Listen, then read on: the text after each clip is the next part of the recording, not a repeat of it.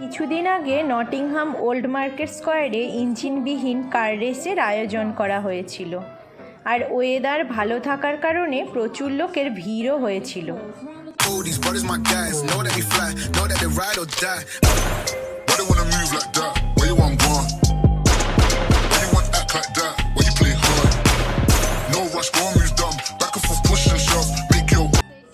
এই দেখুন, Nottingham king স্ট্রিটের দিক থেকে রেসটা স্টার্ট হয়েছিল, আর চারদিকে আঁকাবাঁকা পথ ঘুরে ট্রাম স্ট্যান্ডের দিকে ফিনিশ লাইন করা হয়েছিল।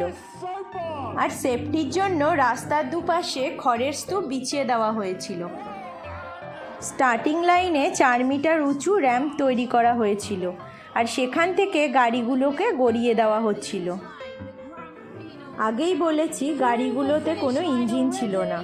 প্রত্যেক টিমে 5 জন করে মেম্বার ছিল, তার মধ্যে একজন ছিল ড্রাইভার, আর বাকি 4 জন গাড়ি কোথাও থেমে গেলে ধাক্কা মেরে ফিনিশ লাইন পর্যন্ত নিয়ে যাচ্ছিল।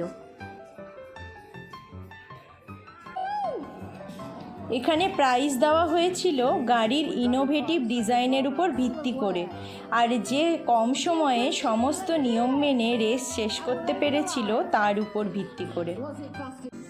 প্রত্যেক রাউন্ডের শেষে টপ 10 স্কোরারের নাম স্কোর বোর্ডে দেখাচ্ছিল।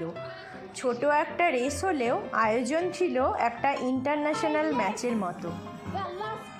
ফিনিশ লাইনে প্রত্যেক রেসারের জন্য ছিল একটা স্মোকি সেলিব্রেশন, আর মাঝে মধ্যেই চিয়ার লিডাররা এসে ফ্ল্যাগ নাড়িয়ে দর্শকদের উৎসাহ দিচ্ছিল। নটিংহাম এয়ার অ্যাম্বুলেন্সের অর্থ সংগ্রহের জন্য এই ইভেন্টটা করা হয়েছিল। খেলা শেষে 1 নম্বর স্থান দখল করেছিল নটিংহাম ট্রেন্ট ইউনিভার্সিটি।